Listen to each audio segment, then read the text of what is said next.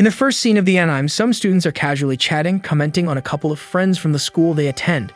Suddenly, a significant figure from the school walks through the crowd, and her name is Inukami Suzune, the student council president. Behind her, we see Ryusen Kasuki, the vice president. Strutting through the hallways like the ultimate authorities, the two students capture everyone's attention while promising to change the entire school regulations through well-elaborated arguments. However, behind these people who seem born to grab the world's attention are the ordinary students with nothing special to offer the world. One of them is Yusato Ken, a plain and common high school student. Amidst a monotonous life, perhaps the most exciting thing lately has been watching a bird's nest grow under this cold rain.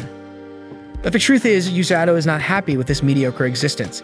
In fact, he wanted an extraordinary life, full of remarkable feats and fantastic challenges. Since that's not the reality, Yusato settles for going home and watching any TV show while stuffing his face with mayonnaise-coated Doritos. Speaking of which, it's time to leave school. When the guy goes to get his umbrella, it's no longer there. Someone probably took it. Still, there's one lying around nearby, but Yusato isn't the type to steal one to leave the true owner soaked in a storm. At least not everyone's out to harm others.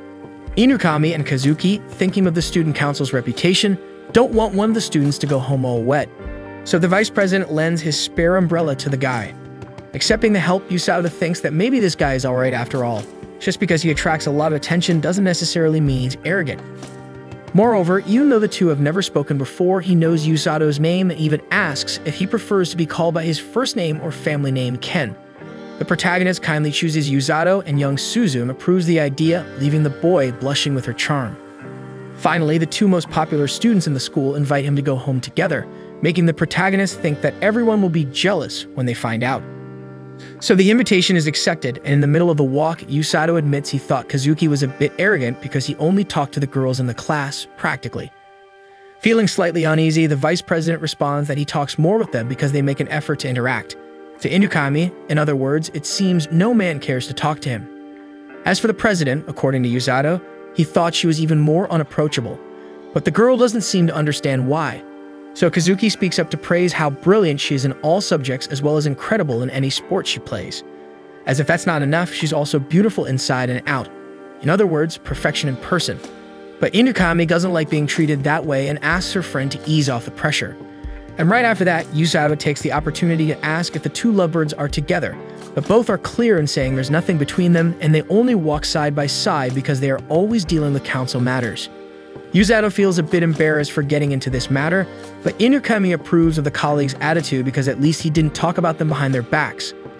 At that moment, the girl felt secure enough to return another question and wants to know what Yusato plans to do after finishing high school. The guy has no idea, but to his surprise, neither of the two prodigies knew either. Inukami can achieve any goal she sets for herself, but that doesn't mean she's sure about which path to follow for the rest of her life. Entering into this subject, Yusato immediately realizes that this is what competent people worry about, unlike him. At least even though they seem so different, Yusato knows well what that feeling of not belonging to the world means. And when the girl reveals this pain, the protagonist discovers that not everything is perfect in the lives of those two. Suddenly, the group hears the sounds of a bell, ringing louder and louder, leaving everyone confused except Yusato, who couldn't hear any noise. Until, inexplicably, a magical circle surrounds the three and seems to absorb their bodies towards another dimension. Startled, the two guys exchange glances and ask what's happening, but Inukami seems excited about the situation, eager to be taken to a place where magical things happen, unlike this gray and normal world where they lived every day of their lives. It is when they wake up in an unknown realm, surrounded by medieval warriors and a king dressed appropriately. Again, the guys remain perplexed by all of this, but Inukami can't hide her happiness at being in such an incredible place. Intimidated, Kazuki asks who those people are and what they are doing there, but soon a guard puts the boy in his place for getting agitated in the presence of His Majesty King Lloyd. However, the sovereign himself doesn't seem irritated by the young man's boldness, but calmly asks the three students to listen attentively. He is Lloyd Volgast Ullinger, King of Ullinger. He summoned those young people to be heroes of these lands because the Demon King dared to invade this world with his army. Therefore, in the face of imminent chaos, the monarch summoned three beings with the potential to become legendary figures, capable even of facing the powerful Demon Lord. Lloyd summoned the Chosen Ones through a forbidden ritual known as the Great Hero's Invocation. And as the king spoke, Inukami became more and more excited with words like kingdom, ritual, demon, and forbidden. On the other hand, Kazuki is not enchanted with the speech and rants against Alinger's big shot because he doesn't think it's fair for them to be taken away from their families without consent. However, the king can do nothing, as this ritual only allows the chosen ones to be summoned, but is not designed to return everyone to their place of origin. Still, Kazuki seems like he's about to explode at any moment, but Yusato calms his companion in time. Suddenly, the king himself kneels in front of the three students and promises one day to find a way to take everyone home in the near future. And with everyone present kneeling before the young ones, the monarch humbly asks them to become the great heroes destined to save this great nation. And after this clemency, Inukami asks how Lloyd knows that the three of them were the great heroes, and in his place, a subordinate named Welsi informs that the magical circle of the great heroes invocation is designed to select only extremely talented individuals. The bells they heard moments before the invocation are the signal that they are great heroes. However, Yusato did not hear these bells, so it seems the poor boy stumbled onto the ship. The king's assistant seems to ignore this, and then she displays a crystal ball to measure everyone's magical abilities. While Inukami continues to be amazed by absolutely everything that happens in that place, Kazuki asks the protagonist if he is not outraged by all this abuse. Despite everything, Yusato is satisfied, happy to be treated on equal terms with the other two, even though he is not actually a great hero. As he knew he could use magic nonetheless, he feels honored to be able to do something important instead of staying in mediocrity.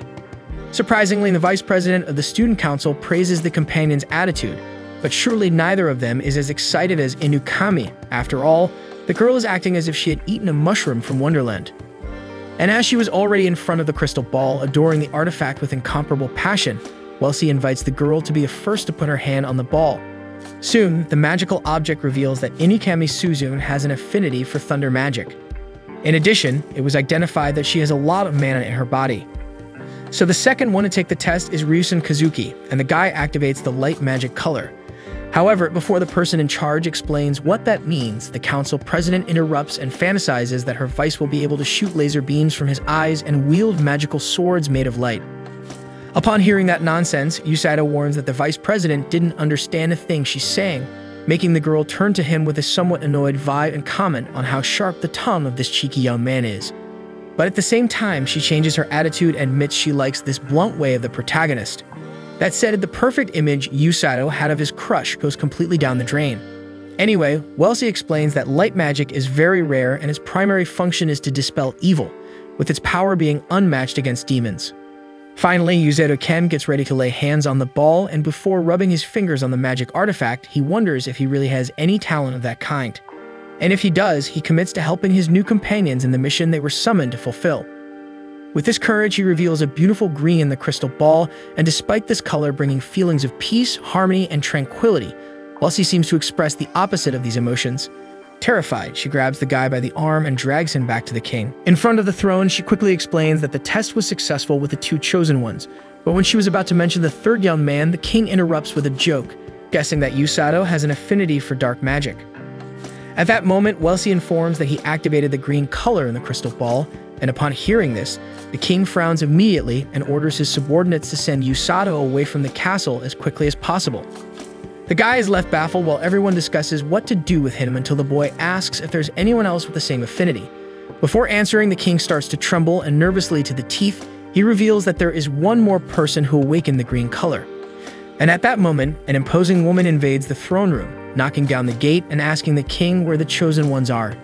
She stops in front of Yusato and asks if he is a great hero. The king tries to downplay the situation, saying that this kid is just an ordinary person they brought by mistake, but the woman seems to smell the green from afar. She introduces herself to Yusato as Rose, captain of the kingdom's rescue team. And even though the boy thinks this woman looks more like the type to take lives than to save them, he would never say that out loud. Next, Welsi tells that the great heroes are in the crystal ballroom, and when Rosie starts walking towards the other two, Lloyd is relieved and promises to take care of Yusato's situation later. In the meantime, he should stay lodged in one of the castle's rooms. However, before the captain of the rescue team leaves the room, Yusato reminds that the king hasn't revealed what kind of magic he possesses, that green one. Hearing this, Rosie stops immediately and decides to borrow the boy. But the king doesn't seem willing to allow that to happen and orders Welsi to prevent the kidnapping. So she covers Yusato with a bubble and isolates him at full speed through the window, trying to shake off Rose. However, she's faster and reaches her desired object, delivering such a heavy punch to the bubble that its remains are thrown several meters away. With that, Rose finally gets what she wants, and with Yusato in her hands, she announces to King Lloyd that she will turn this goof into a responsible user of healing magic. After the departure of the rescue captain, Welchia tells the other two that their colleague was taken beyond the castle city and is in the hands of the Olinga rescue team captain. The kidnapper's name is Rose, one of the rare users with an affinity for healing magic. Despite this woman's desire to make Yusato a subordinate of her team, Welchia doesn't think the young man will be skinned alive or anything like that.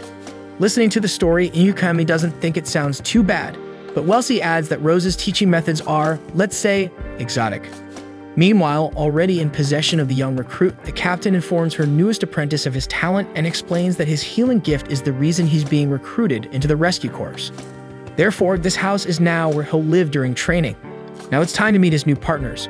For this, she calls her subordinates, and they all seem alarmingly eccentric.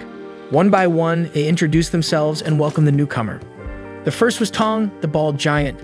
Next, a blonde with a parrot-like mohawk named Mill. Shortly after, Alex introduces himself looking like a crazed pirate. Gomel, a guy with spiked hair, had a huge scar over his left eye. And finally, Gerd shows up, a bizarre dwarf who looks more like a goblin. They all approach Yusato as if they're about to offer him for a ritual, but Rose quickly calms her subordinates and explains to the newcomer that none of them are magic users, but are useful in other, not always conventional ways. Finally, she explains that there are 2 healing users on the team, but they usually work elsewhere. Therefore, the newcomer will learn the hard way to master this art to complete the team. Every fiber of Yusato's body warns him that getting involved with this woman is a bad idea, but as soon as he earnestly asks to be trained by someone else, Rose turns away and informs him that training starts tomorrow. Then she orders Tong, the bald giant, to share the room with a new team member. And as soon as she leaves, the rescue partners warn in advance that the protagonist's life is going to be a nightmare, and that maybe hell itself is not enough for what the kid will go through at the hands of that crazy woman. Thus, bedtime arrives, and Yusato wonders if he's doing the right thing but tries to stay positive. On the other hand, Rose is also lost in her thoughts, questioning what this healer from another world might be capable of. On the following day, Yusato woke up wishing it had just been a bad dream. However, as he looked to the side and saw his new roommate Tong snoring like a Beetle engine, he was certain that this alternate world was real. Early in the morning, properly dressed in uniforms, Inukami and Kazuki visited their future healer friend. Kazuki was relieved to see Yusato well, especially since everyone was concerned about how he was taken by Rose. Yusato happily informed them that everything went smoothly, but when he remembered that his training with his eccentric teacher would start today, he lamented that his friends might never see him again. Due to the danger, Inukami asked if he really wanted to go through with this, but he was certain that it was the path to follow. Regardless of how they ended up there, the best they could do was give their all because the responsibility they had wasn't a joke. Proudly, Yusato asked what the two would be training in with their beautiful uniforms, and while the girl felt flattered by the compliment, her student council companion patted Yusato on the shoulder, confirming that he believed in what Yusato had said earlier. No matter how they got there, the best they could do was give their all because the responsibility they had was no joke. So the two friends left, and Yusato noticed that Kazuki was also having some difficulty adapting to this new world. They took him away from his family to call him a great hero in a magical medieval kingdom. Inukami, on the other hand, waved at him as if going to the beach, seeming much more comfortable in this place.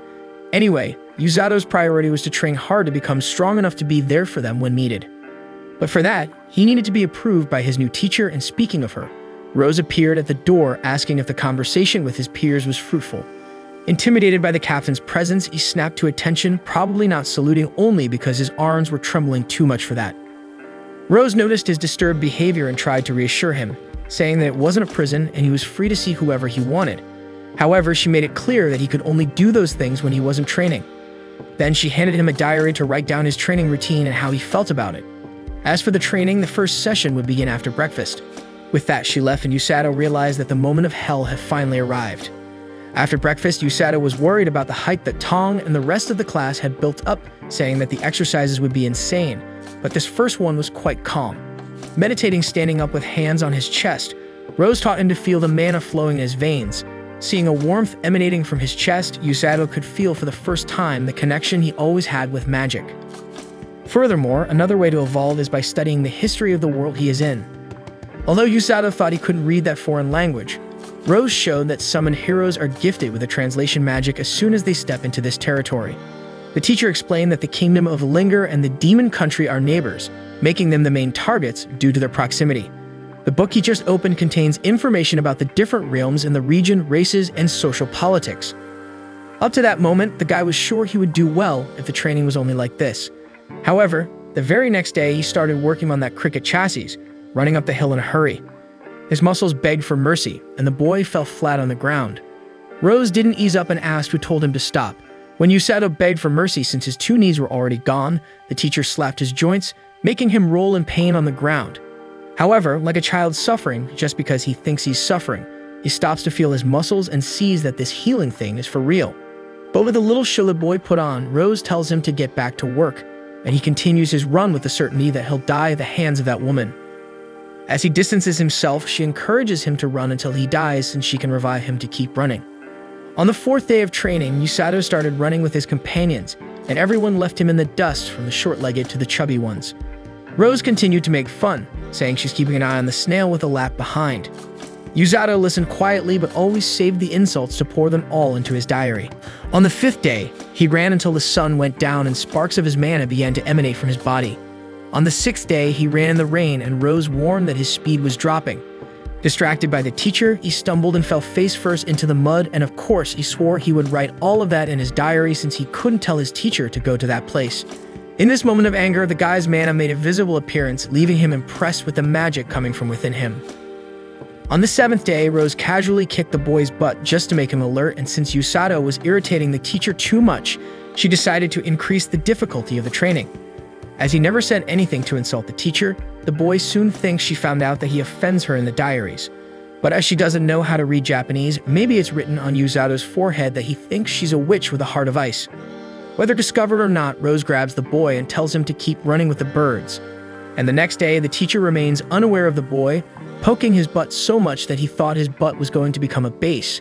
But just as he holds his butt with his hands, his healing talent finally kicks in and heals his injuries. Not just the pain in the region, but his entire body. And that was the cue for him to finally trust in the healing ability and continue his training even without his teacher's command. With this discovery, he starts applying his new technique in the very next training session. And on the 10th day, he is still lagging behind his partners. However, despite running for hours, his healing ability prevents him from feeling fatigue in his muscles, always maintaining his form. Despite this trick, he wonders to what extent he would be ready to help his friends in a real danger situation. Immersed in his reflections, he tries not to show his worried expression as he passes by the teacher. Still, she instructs him to do 30 more laps with an accelerated pace. On the 11th day, Yusato was already at push-up number 828 when Rose decides to reveal the reason he has been focused on physical exercises from the beginning. It's for him to be able to escape from the enemy as quickly as possible on the battlefield and to have the stamina to save his injured allies. The faster he can run, the faster a life will be saved in war. At the end of the training, Yusato realized that he didn't get scolded at all that day, but instead of being relieved, it left him with a nagging feeling. So the sun rises once again. After running until the afternoon, Yusato does push-ups until nightfall, making him feel lighter.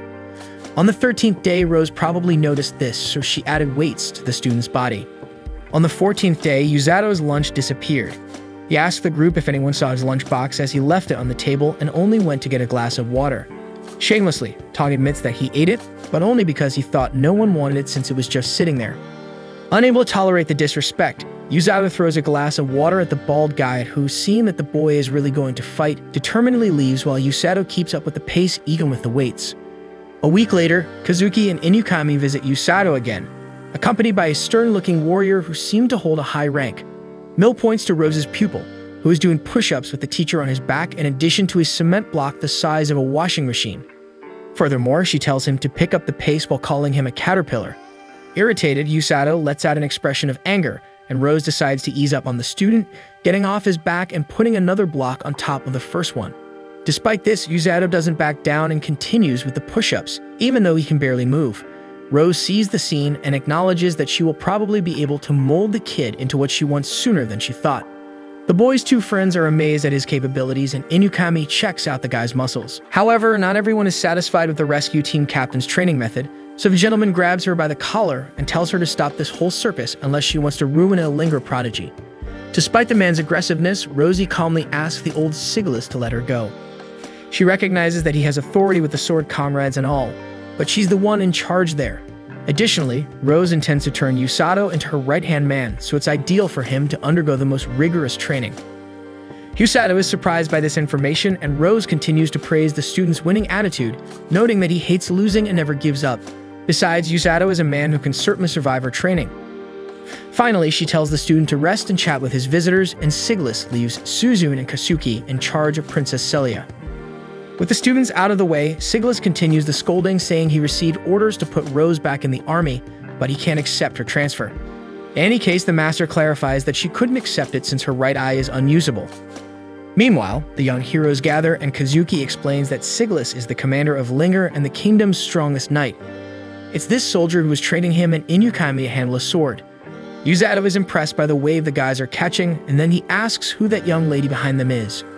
She introduces herself as Celia Vulgus Linger, and upon hearing that surname, Yusato tries to rewind the way he addressed her, but the princess is just like anyone else and prefers to be treated simply.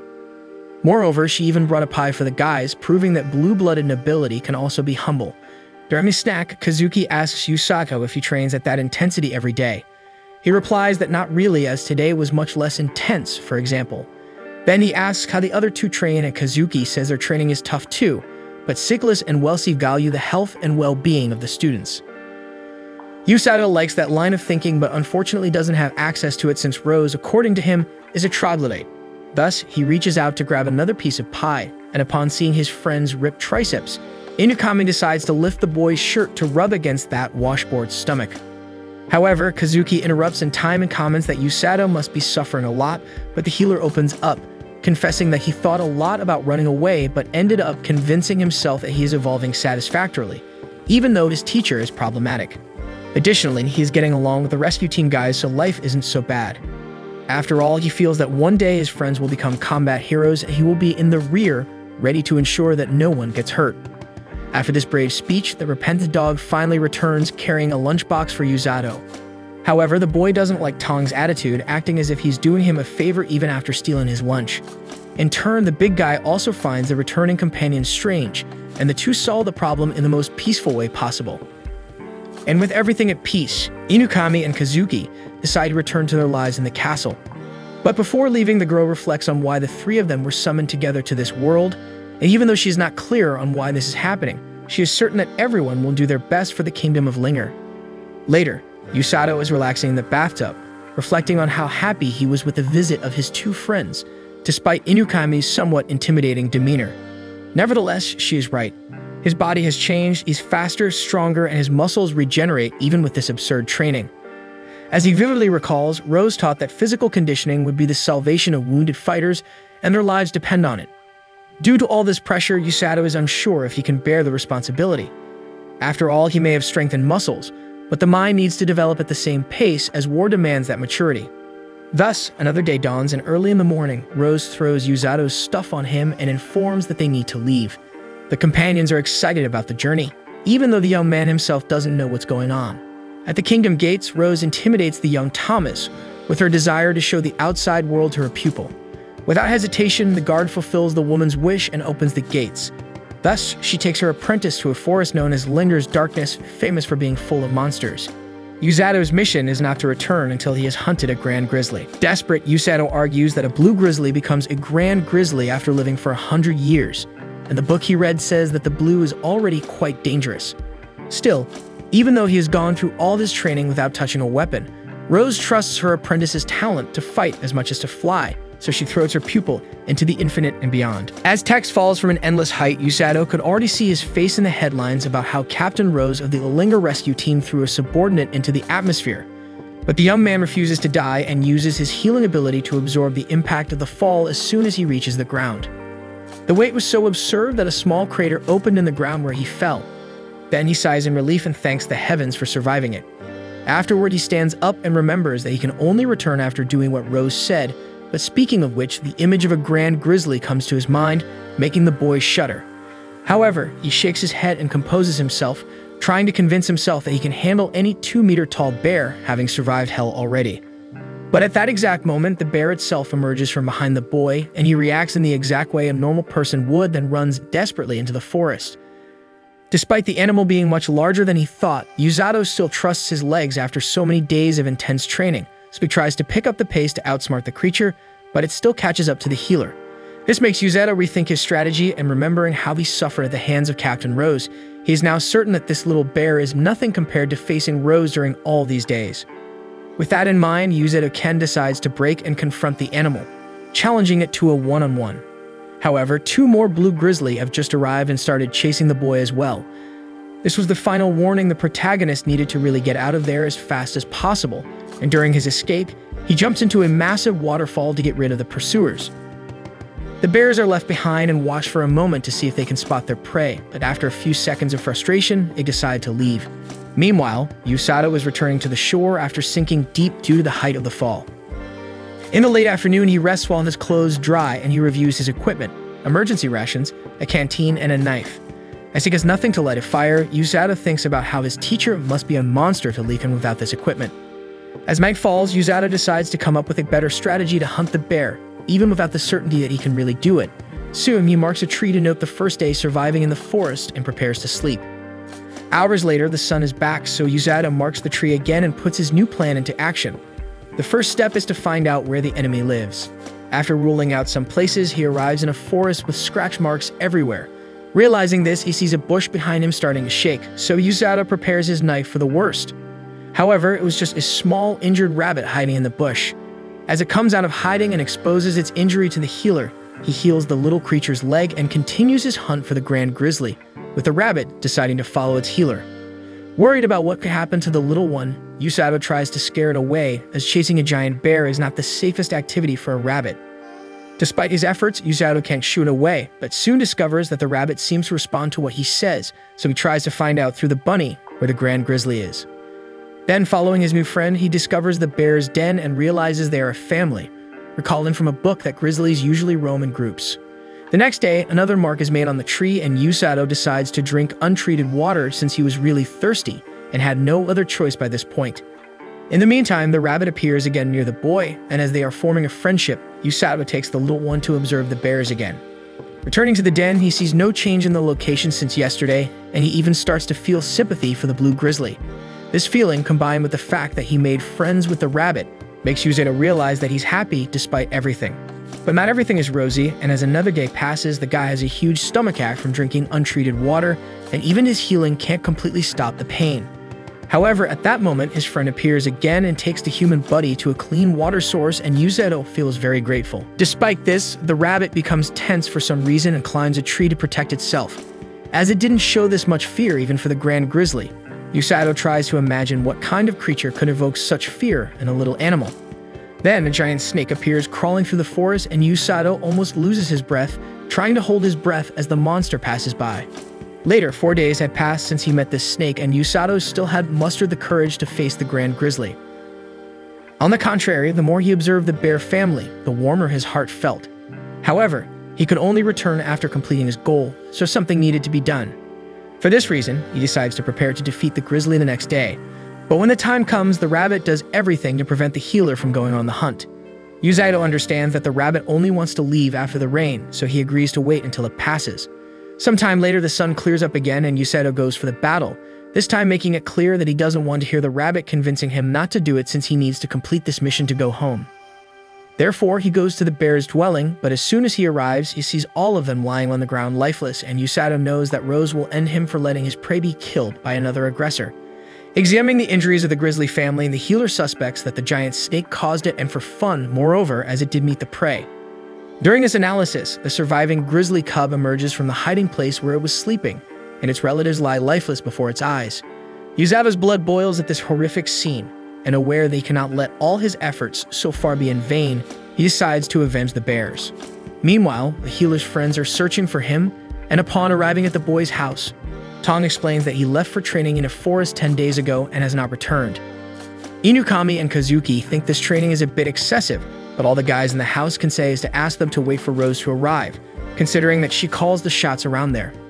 On the way back home, Inukami comments that the vice of the council gets very worked up when it comes to Yusato. Kazuki asks if she's not worried about this situation, but the girl believes strongly in Yusato's abilities in addition to having faith that the decisions made by Mistress Rose are always seeking the best for her pupil. This conversation affects the young man a bit, but he acknowledges to himself that he also believes in his friend's strength.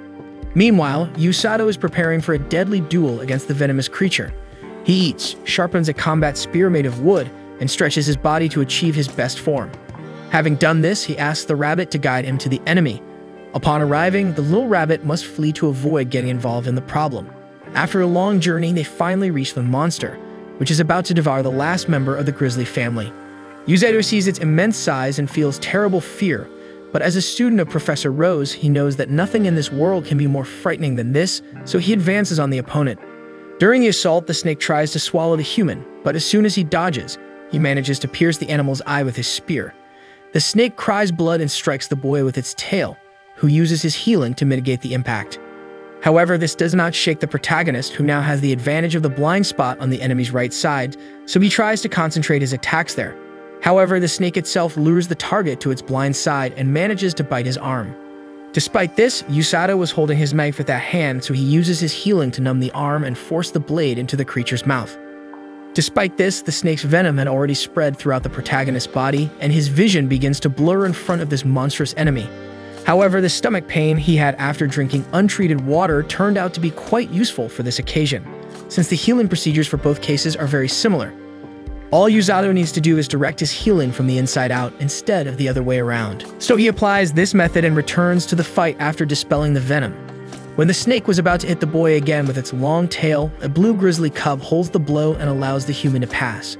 Then, Yusato climbs onto the enemy's head and delivers a punch so strong that it hits the snake's skull and makes it fall. Nevertheless, it was still alive, and Yusato used his recovered spear to shred whatever parts of the creature he could. After several consecutive attacks, the beast finally stops thrashing.